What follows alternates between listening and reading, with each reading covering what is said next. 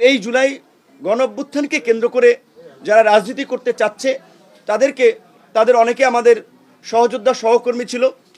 আমাদের কিছু নৈতিক জায়গা থেকে আদর্শিক জায়গা থেকে তাদেরকে আমরা সুপরামর্শ দিয়ে আসছি। আমরা এই সরকারকে আমাদের জায়গা থেকে অনেকবার বলেছি, এই সরকারের দুইটা বিভাগের কাজ শুধু কাজের জন্য কাজ না, এটা তাদের রক্তের উপরে দাঁড়িয়ে যে দায়বদ্ধতা নিয়েছে এই দায়বদ্ধতার জন্য কাজ।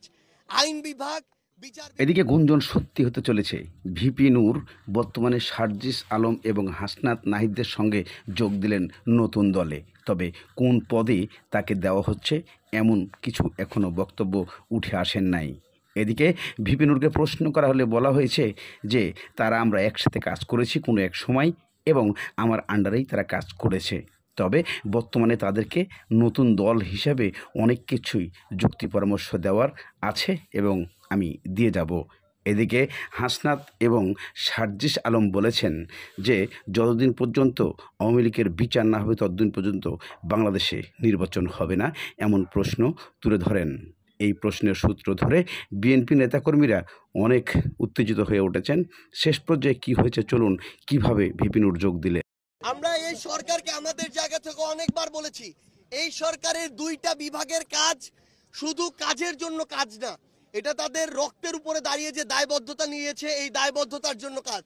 আইন বিভাগ, বিচার বিভাগ, এখানে স্বরাষ্ট্র মন্ত্রণালয়, স্বরাষ্ট্র উপদেষ্টা এবং এখানে আইন ও বিচার বিভাগের মন্ত্রণালয়, এখানে যিনি উপদেষ্টা রয়েছেন, এই দুইজন উপদেষ্টা তারা যদি এই খুনি হাসিনার দৃশ্যমান বিচার এই অন্তর্বর্তীকালীন সরকারের সময়ে করে না যেতে পারেন, তাহলে এই সরকারের সবচেয়ে বড় দায়বদ্ধতা এবং সবচেয়ে বড় লেজিটিমেসি তারা হারাবেন এবং সারা জীবন এটা তাদেরকে এই দায় বহন করে যেতে হবে। কিন্তু আমরা স্পষ্ট করে একটা কথা বলি, দায় বহন করে যাওয়ার মধ্যে সব শেষ না। এই বিচার এই অন্তর্বর্তীকালীন সরকারের সময় করতে হবে এবং যে সময়টুকু এই সরকারের আছে নির্বাচনের আগেই খুনি হাসিনাকে বাংলাদেশে নিয়ে এসে ফাঁসির মঞ্চে নিতে হবে। যতদিন না আমরা খুনি হাসিনাকে ওই ফাঁসির মঞ্চে না দেখছি, এই বাংলাদেশে কেউ যেন ভুলক্রমেও ওই নির্বাচনের কথা না বলে। এই জুলাই গণঅভ্যুত্থানকে কেন্দ্র করে যারা রাজনীতি করতে চাচ্ছে তাদের অনেকে আমাদের সহযোদ্ধা সহকর্মী ছিল। আমাদের কিছু নৈতিক জায়গা থেকে আদর্শিক জায়গা থেকে তাদেরকে আমরা সুপরামর্শ দিয়ে আসছি, আমরা ভবিষ্যতেও দিব। কিন্তু আমরা শেখ হাসিনাকে বলেছিলাম যে সরকারের থেকে দলীয় সরকার অধীনে শেখ হাসিনা নির্বাচন করতে চেয়েছিল, সেটি রুখে দেওয়ার জন্য আমরা আন্দোলন সংগ্রাম করেছিলাম। কারণ সরকারের থেকে সে নির্বাচন করলে তো নির্বাচনকে প্রভাবিত করবে।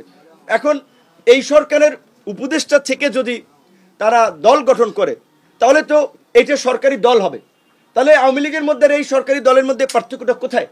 গণ অভ্যুত্থানকে যেভাবে গুটি কয়েক ব্যক্তিকেন্দ্রিক গ্লোরিফাই করা হচ্ছে কিংবা কাউকে বিশেষভাবে ক্রেডিট দেওয়া হচ্ছে, সেটা তো বাস্তবতা না।